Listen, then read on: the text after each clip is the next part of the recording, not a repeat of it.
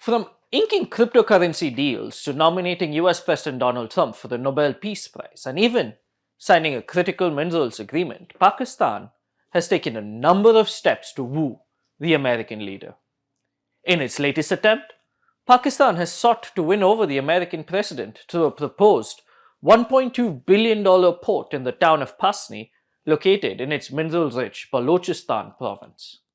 Pasni, a town in the Arabian Sea about 100 odd kilometers from the port of Gwadar and about 200 kilometers from the Pakistan Iran border, has been offered as a potential commercial port, giving the US access to a number of critical minerals from Balochistan, including copper and antimony, both of which are vital to producing batteries and missiles. The Financial Times, a British newspaper, has reported. Pasni's strategic location and closeness to the Chinese built port in Gwadar are the latest means by which Islamabad is seeking to curry favor with the US administration, as ties between Pakistan and the US have seen a drastic change in the last few months in the aftermath of the 87-hour conflict with India. Islamabad has moved quickly to curry favor with Trump personally, from cryptocurrency deals to crediting the American president for ending the conflict with India and proposing his name for the Nobel Peace Prize. Pakistani diplomacy has been in an overdrive to win over the White House. In recent weeks, Islamabad has come out in support of Trump's peace plan for Gaza and has been pushing for deeper engagement in security issues such as the fight against ISIS Khorasan, which exists in Afghanistan. Last month, Pakistani Prime Minister Shehbaz Sharif, along with Field Marshal Asim Munir, met with Trump at the White House. The Pakistani leadership handed over mineral samples to Trump during this meeting.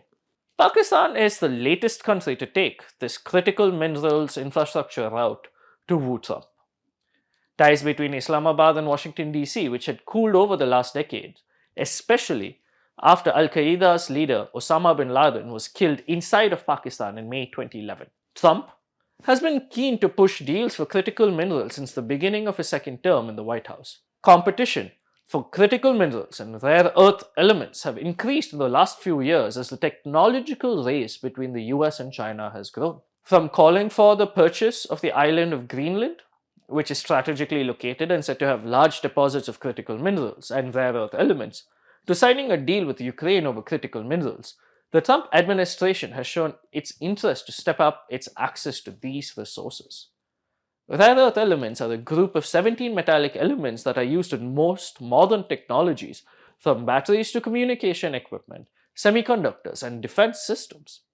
While these elements are not uncommon to find, the process to extract and refine them is extremely complex and expensive. China has maintained a strong grip on the production of critical minerals and rare earth elements.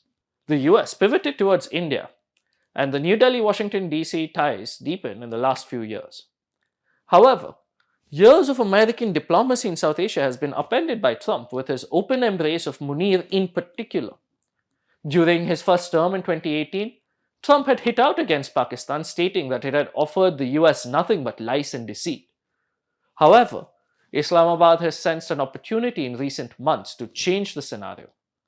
Last month, Pakistan signed a memorandum of understanding worth $500 million with US Strategic Metals, a company founded in the American state of Missouri. The ceremony saw both Sharif and Munir present.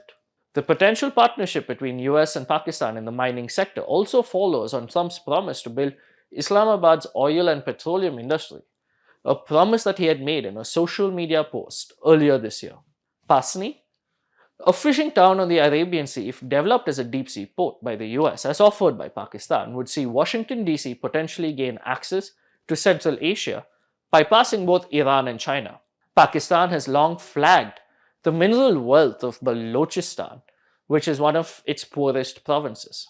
It is home to at least two large copper mines in Sindak, which is operated by the Metallurgical Corporation of China, or the MCC, and the planned mining operation at Reko Dik, which is considered to have one of the world's largest deposits of copper and gold.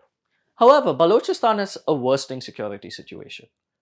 Any US interest, along with China's continued presence in the region, could change the situation. The port of Pasni would offer the US a potential outlet and would also potentially evince interest from investors. Furthermore, Pakistan, Uzbekistan, and Afghanistan announced a tripartite framework on 17 July linking the Uzbek capital of Tashkent with Peshawar and Khyber Pakhtunkhwa through a rail line. The railway line, with its own port in Pasni, for example, would offer Washington DC access to the mineral wealth in Afghanistan without having to rely on other routes. Any deal of this nature also places India in a difficult situation. India has long promoted Chabahar, the port project in Iran, as a way to connect to Afghanistan bypassing Pakistan. However, the Trump administration last month cancelled the sanctions waiver it gave India to operate in Chabahar to see its connection with Afghanistan. That's all from me today. For more such news and analysis, subscribe below.